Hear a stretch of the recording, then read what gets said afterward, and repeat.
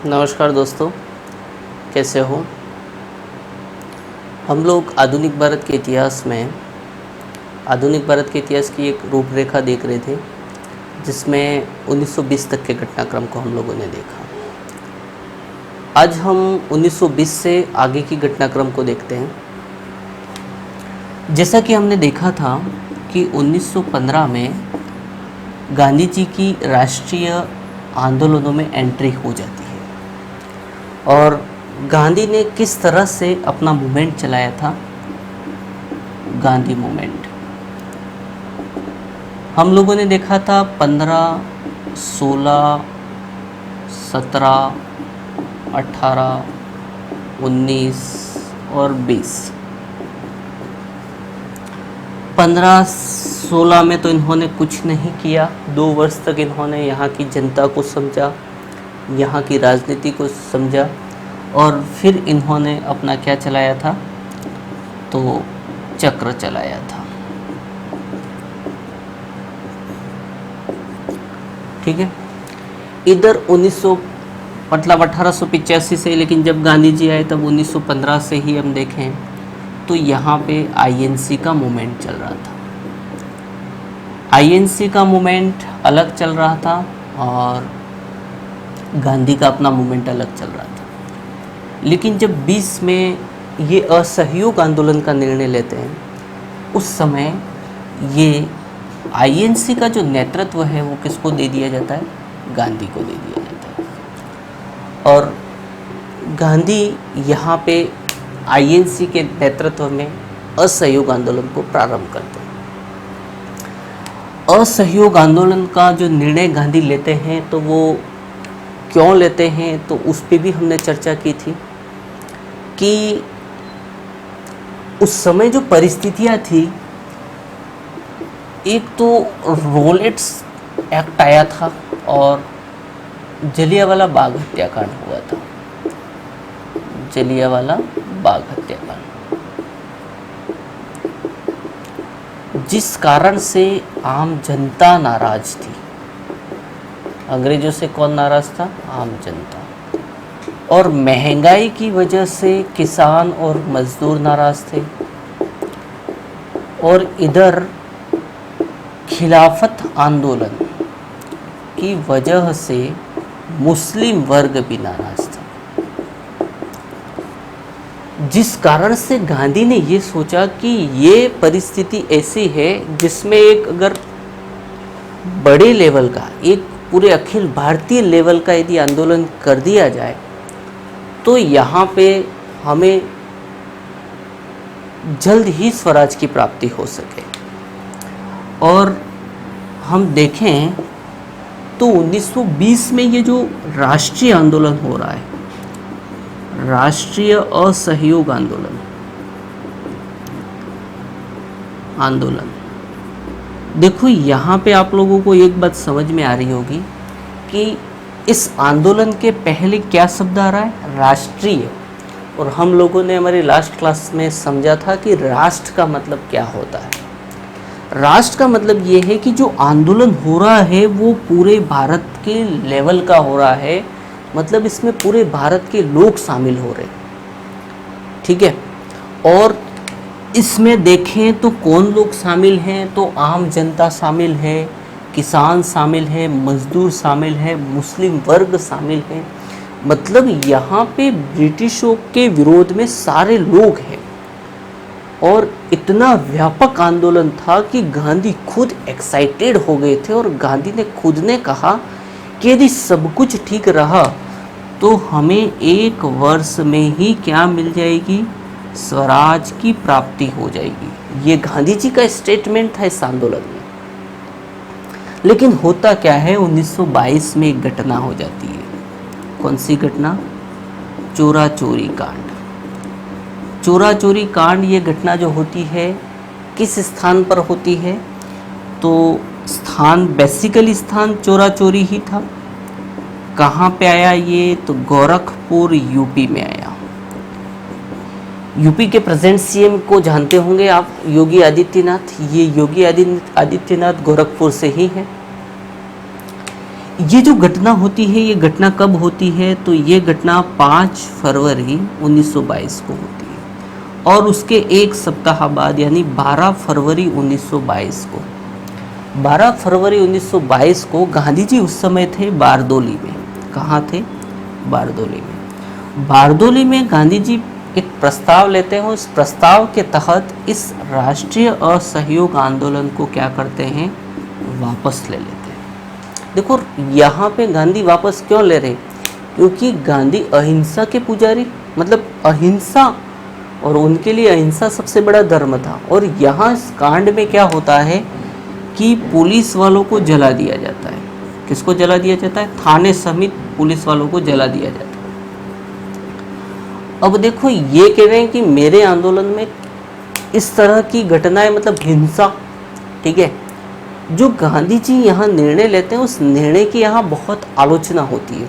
कहा जाता है कि गांधी मतलब एक पूरे भारत के लेवल का एक आंदोलन चल रहा था और एक छोटी सी जगह पर एक छोटी सी घटना के कारण से इन्होंने क्या किया, ये जो निर्णय लिया वो निर्णय उचित नहीं है। और इस निर्णय का परिणाम क्या आता है? तो हम लोगों ने देखा था कि 1906 में किसका गठन हुआ था? मुस्लिम लीग का। और ये जो मुस्लिम लीग का गठन हुआ, उस मुस्लिम लीग को 1916 में तिलक और जिन्ना के प्रयासों से कहाँ मिलाया गया था? कांग्रेस में। अब इस निर्णय से ये नौबत आ गई कि ये जो मुस्लिम लीग है वो कांग्रेस से हमेशा हमेशा के लिए क्या हो गई? अलग हो गई, ठीक है। और दूसरा क्या होता है, ये जो कांग्रेस है ये कांग्रेस कितने भागों में बढ़ जाती है? यहाँ 2 खेमों में बढ़ जाती है, 2 भागों में बढ़ जाती है, ठीक है। 2 खेमों में बढ़ती है, विभाजित नहीं होती है। हम लोगों ने देखा था 1907 में सूरत अधिवेशन में कांग्रेस क्या हो गई थी? विभाजन हो गया था। कांग्रेस का विभाजन हो गया था, कांग्रेस विभाजित हो गई थी। लेकिन यहाँ विभाजित नहीं होती है, 2 खेमों में बढ़ जाती है। प्रो चेंजर्स, एक तो क्या हो गए? प्रो चेंजर्स, और एक हो गए नो चेंजर्स। यानी प्रो चेंजर्स का मतलब ये है कि वे लोग, ये सीनियर टाइप के लोग थे, ये वे लोग जो ये मानते थे कि ये गांधी के बस की बात नहीं है, ठीक है। और ये क्या चाहते थे कि हमें क्या चाहिए? बदलाव चाहिए। क्या चाहिए? हमें बदलाव चाहिए, ठीक है। जबकि नो चेंजर्स लोग क्या थे? जो कि किसी भी प्रकार का बदलाव नहीं चाहते थे। ये पूरी तरह से गांधीवादी थी। मतलब ये यहाँ तक कि गांधी ने दिन को रात कह दिया तो वो उनके लिए क्या हो गई? रात। और रात को यदि दिन कह दिया तो उन्होंने मान लिया कि ये दिन है। इस विचारधारा के जो लोग थे वो लोग कहलाते थे नो चेंजर्स, और प्रो चेंजर्स जो कि बदलाव चाहते थे। अब देखो एक और कारण था यहाँ पे इस खेमे में बंटने का। उस समय विधान परिषद के इलेक्शन डिक्लेयर हुए थे। किसके? कौन से इलेक्शन डिक्लेयर हुए थे? विधान परिषद के। अब विधान परिषद के इलेक्शन डिक्लेयर हुए थे तो ये लोग जो थे वो इस इलेक्शन में भाग लेना चाहते थे। और यहाँ पे आईएनसी इस बात की स्वीकृति नहीं दे रही थी। जब ये स्वीकृति नहीं मिल रही थी उनको, अब देखो स्वीकृति क्यों नहीं मिल रही थी? क्योंकि गांधी का ये मानना था कि यदि व्यक्ति एक्टिव पॉलिटी में जाता है तो व्यक्ति भ्रष्ट बन जाता है। क्या बन जाता है? भ्रष्ट बन जाता है।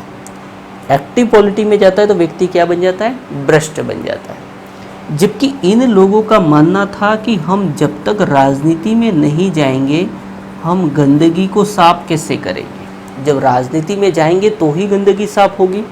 देखो इसका बहुत अच्छा एग्जाम्पल देखें तो अन्ना हजारे का मानना था मैं हमें एक्टिव पॉलिटी में नहीं जाना है, जबकि केजरीवाल का ये मानना कि हम राजनीति में जाएंगे और वहाँ जाके गंदगी साफ करेंगे। तो ये प्रो चेंजर्स और नो चेंजर्स के एक अच्छे एग्जाम्पल है। अब देखो यहाँ पे जब इनको स्वीकृति नहीं मिलती है तो इन प्रो चेंजर्स का परिणाम क्या आता है? परिणाम हमें देखने को मिलेगा 1923 में। किस रूप में? स्वराज पार्टी के रूप में। स्वराज पार्टी का गठन हुआ तो वो गठन किस घटना से लिंक है, तो 1922 की घटना से लिंक है। ठीक है, 1922 और 1920 दोनों घटनाएं, जो भी घटनाएं हो रही है इतिहास में, सारी घटनाएं एक दूसरे से क्या हो रही है, लिंक हो रही है। इस स्वराज पार्टी से बहुत सारे क्वेश्चन बनेंगे और स्वराज पार्टी को हम पूरा डिटेल में देखेंगे। स्वराज पार्टी का स्थान पूछिए तो स्थान कौन सा है, तो इलाहाबाद। कौन सी जगह पे गठित हुई, इलाहाबाद। इसके नेता कौन थे, तो नेता ध्यान में रखना CR दास यानी चित्तरंजन दास इसके क्या थे, अध्यक्ष थे। क्या थे, अध्यक्ष थे। फिर और कौन थे, तो ML नेहरू, मोतीलाल नेहरू इसके महासचिव थे। क्या थे, इसके महासचिव थे। अब देखो यहाँ पे पार्टी भी बन गई। अब गांधी को जो लगता है कि यार कहीं ये 1907 वाली स्थिति नहीं बन जाए, कांग्रेस यहाँ विभाजित नहीं हो जाए, तो गांधी भी बड़े उस्ताद टाइम के व्यक्ति थे। इन्होंने CR दास को बुलाया, कहा कि भाई आपकी जो नाराजगी है वो किस वजह से है। तो दास बताते हैं कि गांधी जी आप हैं कि जो एक्टिव पॉलिटी से आप मतलब उसमें भाग लेना नहीं चाहते हैं, और हम लोग राजनीति में जाना चाहते हैं, हम लोग इलेक्शन लड़ना चाहते हैं, हम लोग विधान परिषदों में इन असहयोगों को ले जाकर वहाँ पे जो ये गंदगी है उसको साफ करेंगे। तो गांधी यहाँ पे कहते हैं कि बिल्कुल आप राजनीति में जाइए, लेकिन आप कांग्रेस को विभाजित मत कीजिए, कांग्रेस का किसी प्रकार का विभाजन मत कीजिए। और गांधी इस बात को CR दास को 1 वर्ष के भीतर समझा देते हैं। कब, 1924 में। और जैसे ये जो समझाते हैं तो वो क्या, किस माध्यम से, तो यहाँ पे एक समझौता होता है जिसको हम कहते हैं गांधी दास पैक्ट। देखो गांधी दास पैक्ट कब हुआ, तो 24 में। ये घटना इससे सारी घटनाएं आपस में क्या है, लिंक है। हमें सन नहीं रटना है, हमें घटनाओं को समझना है। यदि हम घटनाओं को समझ गए तो समझ लेना कि सारी जो घटनाक्रम है वो घटनाक्रम ऑटोमेटिक हमारे सेट हो जाएंगे। ठीक है, अब देखो 24 में ही इत्तेफाक से क्या होता है, 24 में बेलगांव अधिवेशन होता है, कांग्रेस का बेलगांव अधिवेशन। कहाँ है ये बेलगांव, कर्नाटक में। अब इस बेलगांव अधिवेशन में क्या, तो बेलगांव अधिवेशन में अध्यक्षता जो मिलती है वो किसको मिलती है, तो गांधी जी को मिलती है। गांधी जी का पहला और एकमात्र अधिवेशन था ये, जिसमें गांधी जी ने क्या की, अध्यक्षता की। और 1924 में देखें तो 1924 में जो ये गांधी दास पैक्ट हुआ है, उस पैक्ट को क्या मिल जाती है, यहाँ पे स्वीकृति मिल जाती है। क्या मिल जाती है, स्वीकृति मिल जाती है। ठीक है, अब 1924 के बाद में कांग्रेस का एक और अधिवेशन होता है 1925 में, कानपुर अधिवेशन। 1925 में कौन सा अधिवेशन होता है, और इस कानपुर अधिवेशन में बहुत सारे क्वेश्चन बनते हैं। क्या क्वेश्चन बनेगा, पहला कि कानपुर अधिवेशन की अध्यक्षता किसने की, तो यहाँ पे एक महिला थी जिसका नाम है सरोजिनी नायडू। सरोजिनी नायडू ये पहली भारतीय महिला, ध्यान रखना, पहली भारतीय महिला। इससे पहले भी हमने जो आगे वाली क्लास है उसमें एक महिला का नाम देखा था कि कांग्रेस की पहली महिला अध्यक्ष कौन बनी, तो एनी बेसेंट। हमने देखा था कि 1916 में जो होम रूल आंदोलन हो रहा था, उस होम रूल आंदोलन में कोई विदेशी महिला भारतीयों के स्वराज के लिए लड़ रही है, और जब भारतीयों के स्वराज के लिए लड़ रही है तो वो इतनी पॉपुलर हो जाती है कि 17 में इसको क्या बना दिया जाता है, अध्यक्ष। अब यहाँ 25 में कौन आ रही है, तो भारतीय महिला आ रही है। देखो यहाँ से करीबन 12 से 15 टाइप के क्वेश्चन बन सकते हैं। एक टेबल में अपन सजाएं इसको, तो एनी बेसेंट, सरोजिनी नायडू, और एक और आएगी आगे नल्ली सेन गुप्ता। कौन आएगी? नल्ली सेन गुप्ता। ये कब बनी थी? 17 में। ये कब बनी? 25 में। और ये बनती है 33 में। ये कहाँ हुआ था अधिवेशन? कलकत्ता में। ये कानपुर में हुआ और ये भी कलकत्ता में होता है। ठीक है। अब देखो, ये तो हो गई आपकी भारतीय महिला, ये आपकी होगी विदेशी महिला। अब क्वेश्चन पूछा जाएगा कि पहली ब्रिटिश महिला कौन बनी। देखो, विदेशी महिला कौन बनी? तो एनी बेसेंट। भारतीय महिला कौन बनी? तो सरोजिनी नायडू।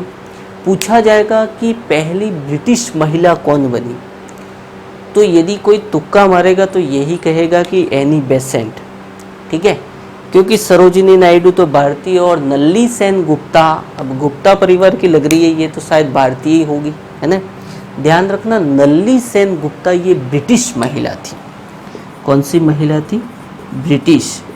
तो ये एनी बेसेंट ब्रिटिश नहीं थी, ध्यान रखना, ये थी आयरिश महिला, आयरलैंड की थी। ये आयरलैंड से आई थी, आयरलैंड की थी। ठीक है। अब देखो, सन को कैसे रटना नहीं है आपको, सन को कैसे याद रखना है। आप कुछ नहीं कीजिए, 16 की घटनाक्रम आपको पता है, होम रूल आंदोलन तो 17 में, जो 16 में पॉपुलर हुई थी, तो 17 में ये बनी अध्यक्ष। 17 में कुछ नहीं करना, आपको 8 जोड़ देने। 17 में 8 जोड़ेंगे तो कितने आएंगे? 25। और इस 25 में भी आप कितने जोड़ दीजिए? 8 जोड़ दीजिए। कितने आएंगे? 33। तीनों सन आपको एक क्लियर है तो आपको तीनों 3 सन क्लियर हो जाएंगी और तीनों जो महिलाएं हैं वो क्लियर हो जाएंगी। फिर आपको जो याद रखनी है स्थान, तो स्थान जो प्रवासी मजदूरों को लाने के लिए कानपुर में कुछ लोग फंसे हुए हैं और कलकत्ता में इनको लाना है, तो एक बस चला लेते हैं, कलकत्ता कानपुर कलकत्ता। ठीक है, तो यहाँ से ये क्लियर हो जाएगा कि ये स्थान है, ये इसके सन हो गए, ये जो महिलाओं के नाम हो गए। नल्ली सेन गुप्ता, ध्यान रखना, ब्रिटिश महिला। ठीक है।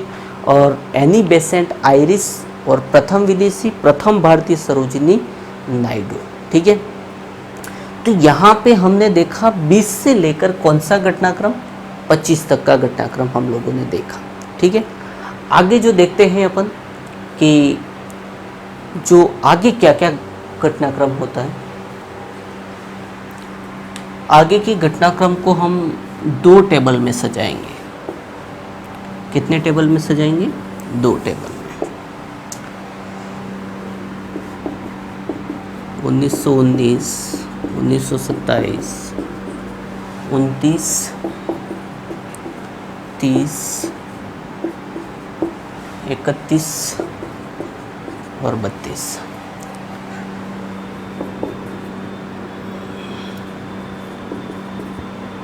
1927, 29, 30, 1931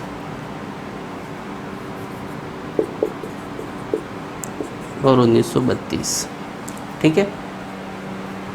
यहाँ पे हमने 2 टेबल बनाई है। समझना 2 टेबल क्यों हैं। ये जो घटनाक्रम है ये ब्रिटिश एक्टिविटीज है, यानी कि ब्रिटिश गतिविधियां हैं, और ये जो है वो कांग्रेस गतिविधियां,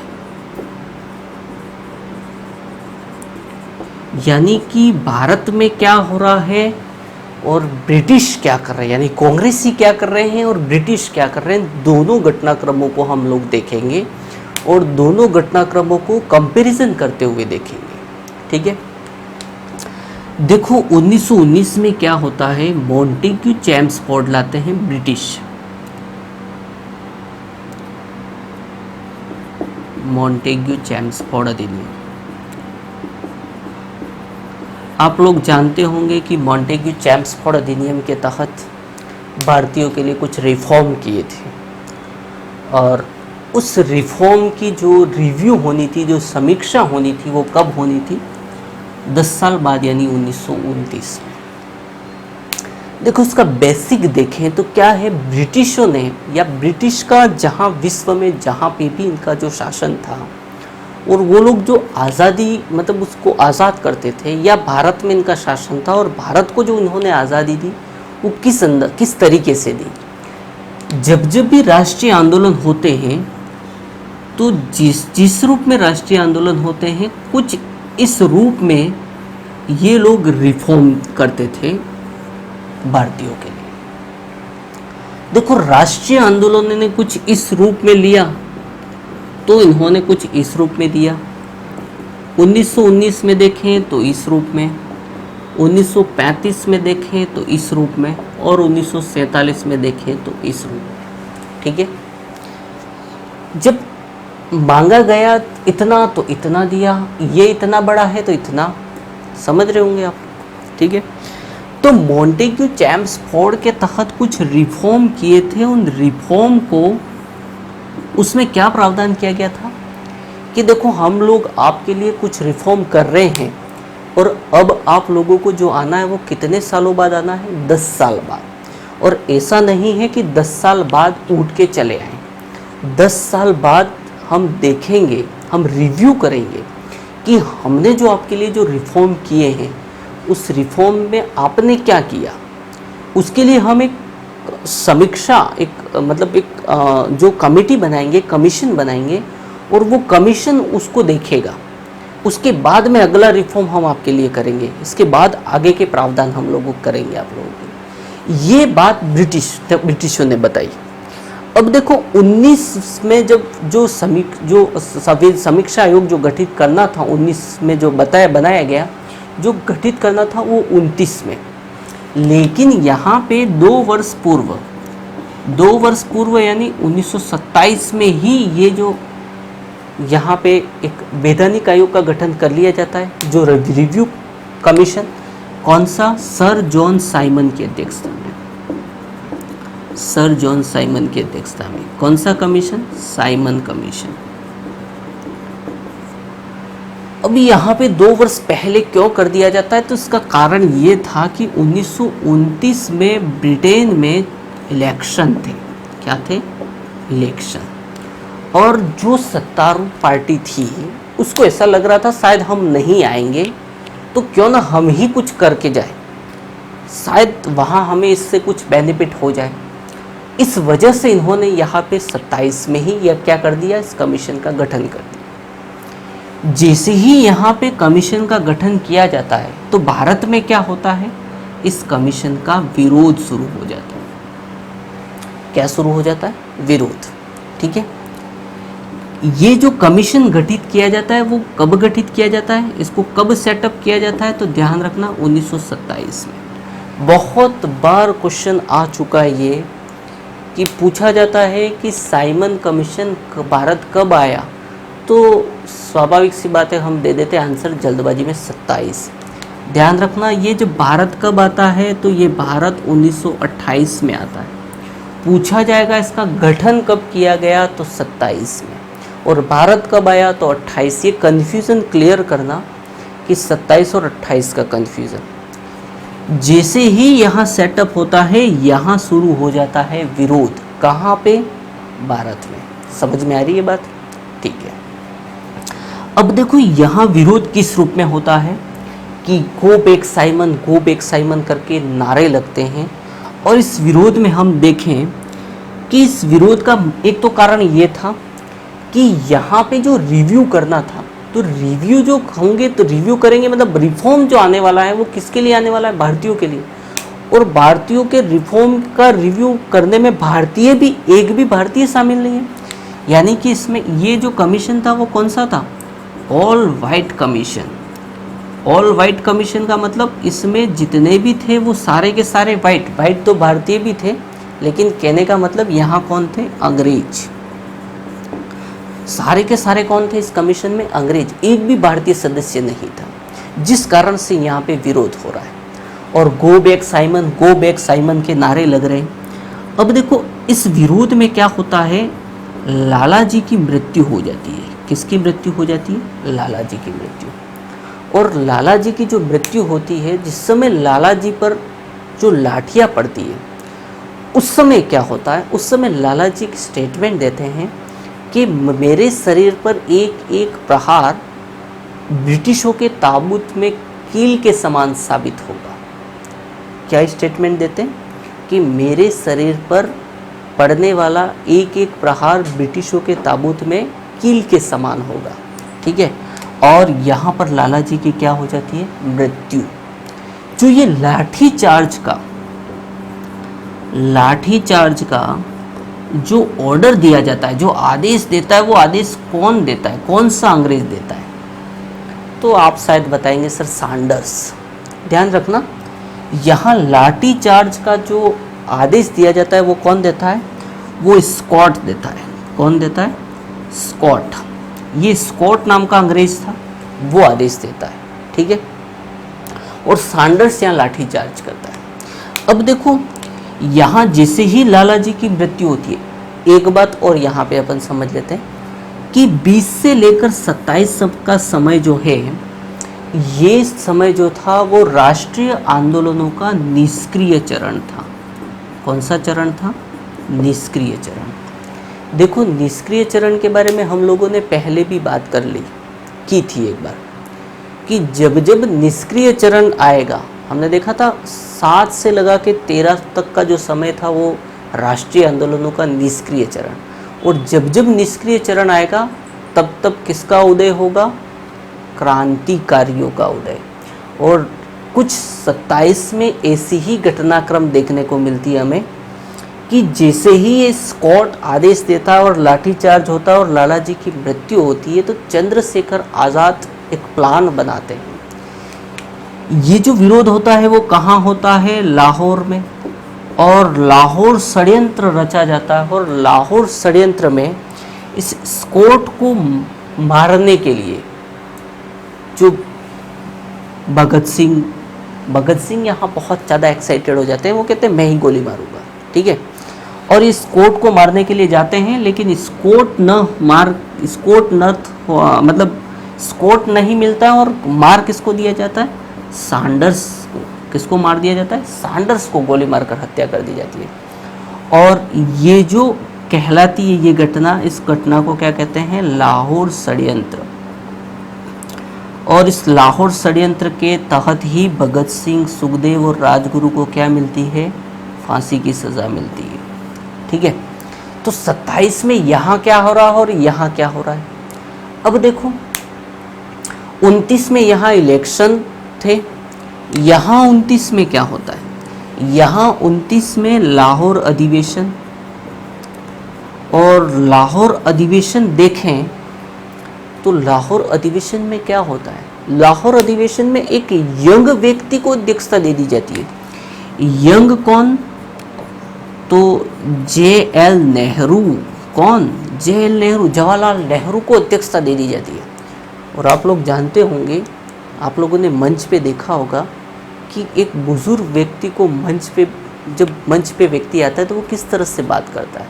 वो ऐसे है वैसे, मतलब बिल्कुल काम कुल होकर वो बात करता है। लेकिन जब किसी यंग के हाथ में माइक आ जाए तो वो किस तरह से बात करता है? काट डालूंगा, चीर डालूंगा, फाड़ डालूंगा, जला दूंगा, है ना। कुछ इसी अंदाज में JL नेहरू भी यहाँ पे कुछ इस तरह से बात करते हैं मंच पे। वो कहते हैं अब हमें स्वराज नहीं चाहिए। वो क्या कहते हैं? अब हमें स्वराज नहीं चाहिए, अब हमें क्या चाहिए? पूर्ण स्वराज। क्या चाहिए? पूर्ण स्वराज। समझना, स्वराज और पूर्ण स्वराज का अर्थ क्या है। देखो, स्वराज का मतलब ये हो गया कि स्वराज यानी अपना राज। किसका राज? अपना राज। एक शब्द आया था पहले, होम रूल। होम रूल का मतलब हो गया, होम का मतलब हो गया गृह, और रूल का मतलब हो गया शासन। यानी होम रूल, स्वराज का मतलब एक ही निकल रहा है कि अपना राज, अपना शासन, गृह का शासन। ठीक है, जब यहाँ पे शासन तो होगा, ब्रिटिश देंगे, स्वराज देंगे, होम रूल देंगे, लेकिन विदेशी मामलों में देखें, विदेशी मामलों में जो नियंत्रण होगा वो नियंत्रण किसका होगा? तो ब्रिटिशों का होगा। और विदेशी का मतलब ये है, देखो उस समय बहुत सारी देसी रियासतें थी, तो विदेशी का मतलब ये हो गया कि विदेशी एक रियासत से दूसरी रियासत में जाना, तो वो भी क्या हो गया, किसके अंतर्गत आ गया, विदेश के अंतर्गत। तो विदेशी मामलों में तो जो नियंत्रण रहेगा वो किसका रहेगा, ब्रिटिशों का रहेगा। सिर्फ उसी जगह पे जो नियंत्रण रहेगा, वो शासन रहेगा, वो किसका रहेगा, हमारा अपना रहेगा। ठीक है, लेकिन यहाँ पे JL नेहरू ये कह देते हैं कि अब हमें पूर्ण स्वराज, मतलब आंतरिक और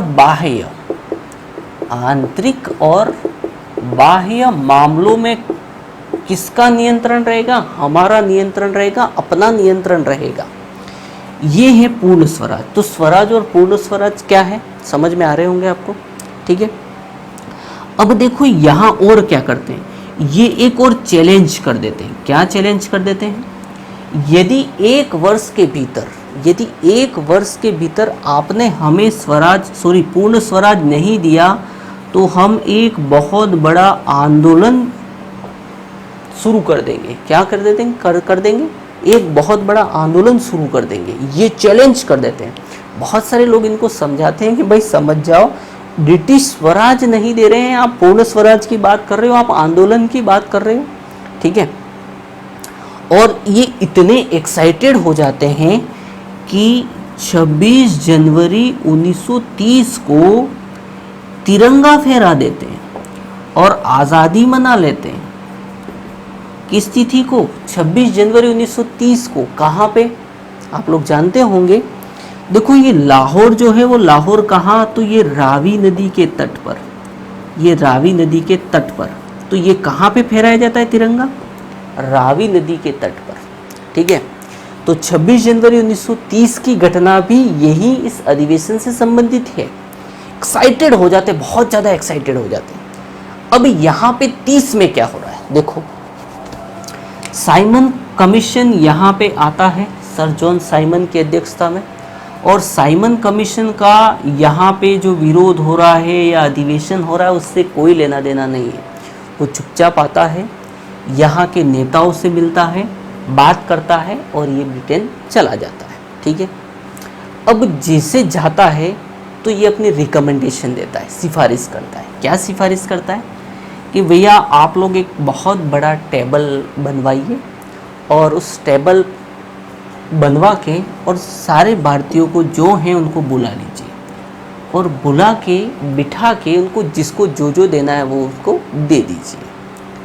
तो यहाँ पे साइमन के रिकमेंडेशन के आधार पर यहाँ गोलमेज सम्मेलन बुलाया जाता है। फर्स्ट गोलमेज सम्मेलन, फर्स्ट राउंड टेबल कॉन्फ्रेंस कब होती है, 1930 में।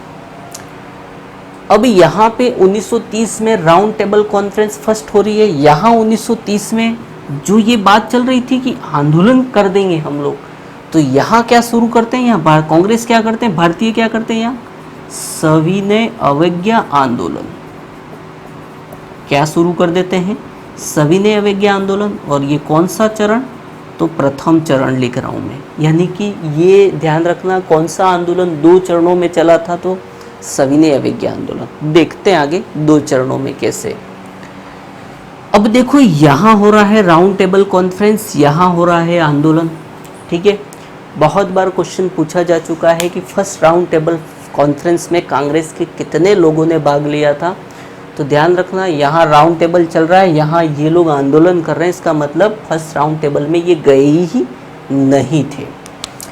अब यहाँ ब्रिटिश सोचते हैं कि यार हमने तो इतनी बड़ी टेबल बनाई है और जो भारत का एक बड़ा हिस्सा है, उस बड़े हिस्से का प्रतिनिधित्व करने वाले कांग्रेस ही शामिल नहीं हुए यहाँ पे। जब कांग्रेस शामिल नहीं हुई तो हमारे ये पूरे टेबल कॉन्फ्रेंस करने का मतलब ही क्या रहा। तो ये उसके नौकर को फोन लगाते हैं। नौकर कौन, तो आप लोग समझ रहे होंगे मैं किसकी बात कर रहा हूँ।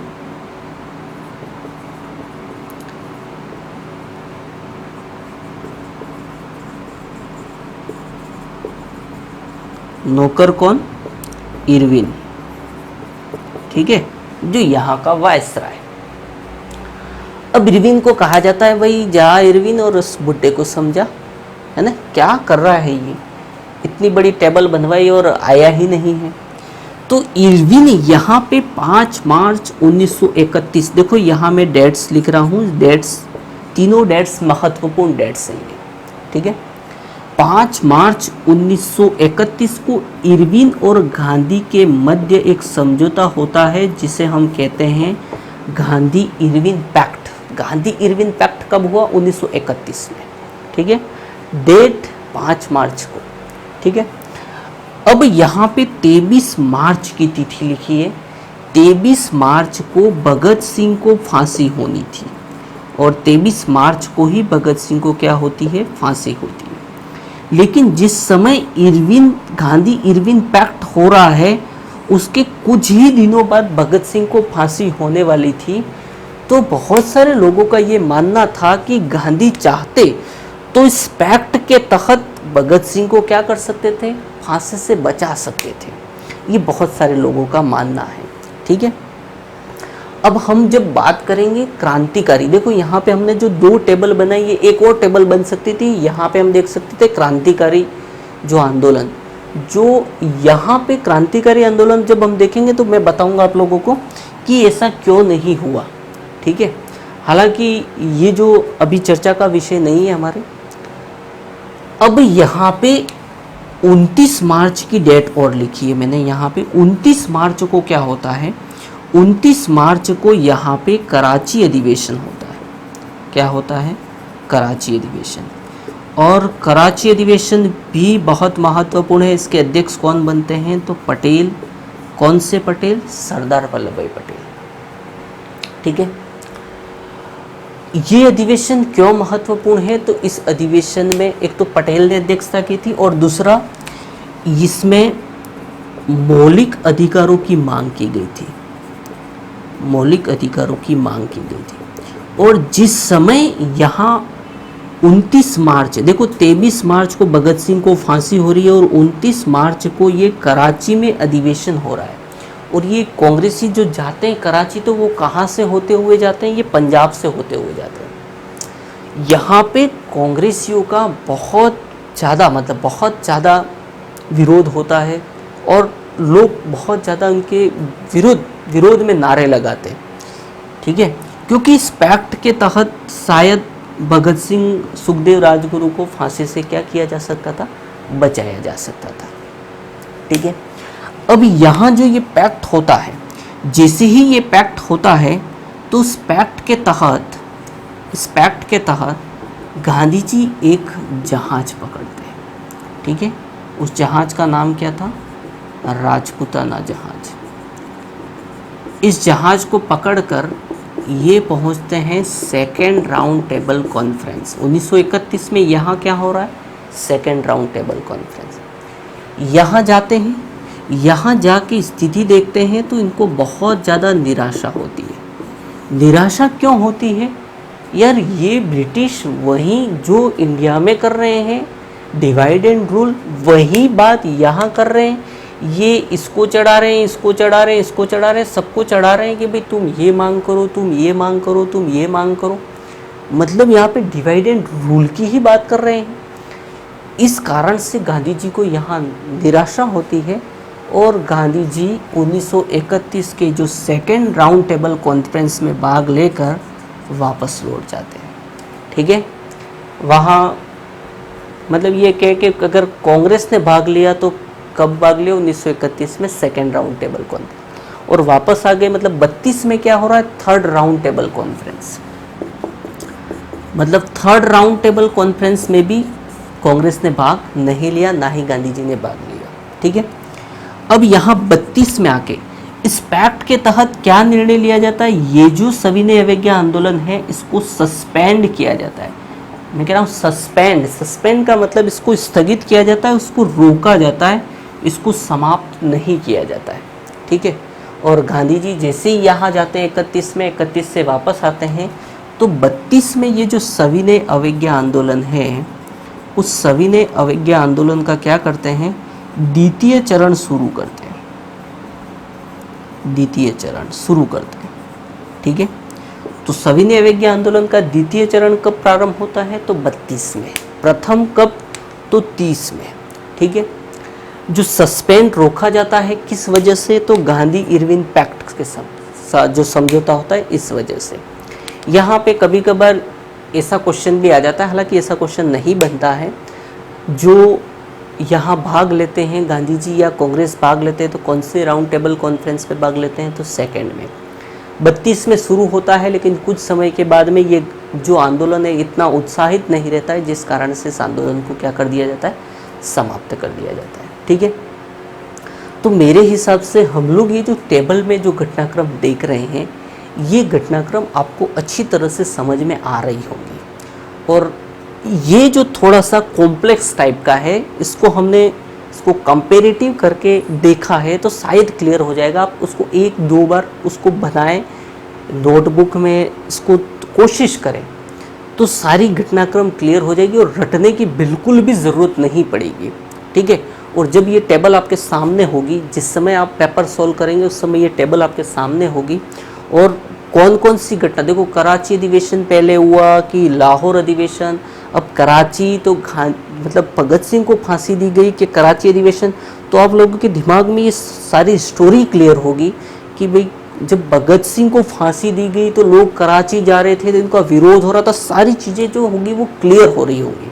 ठीक है, तो हम लोगों ने जो यहाँ घटनाक्रम देखा, आगे की क्लास में हम 1932 से आगे की घटनाक्रम देखेंगे कि 1935 का भारत शासन अधिनियम आता है, और इसके बाद में इलेक्शन जो होते हैं, वो सारी चीज़ें जो हैं वो आगे की क्लास में हम लोग देखेंगे। आपको यदि हमारी क्लास अच्छी लगती हैं तो आप इन क्लासों को अधिक से अधिक शेयर करें, और जो हमारे सब्सक्राइबर 1000 प्लस हो जाते हैं फिर हम आपको लाइव क्लासों की सुविधा उपलब्ध करा देंगे, समय दे देंगे, और लाइव क्लासों के माध्यम से हम ये जो सारी क्लासें हैं वो उपलब्ध कराएंगे। और लॉकडाउन में हमारी कोशिश रहेगी कि सारी क्लासेस फ्री और निःशुल्क हम उपलब्ध कराएंगे आप लोगों को। ठीक है, इसी के साथ आज की क्लास को यहीं अपन समाप्त करते हैं। Thank you.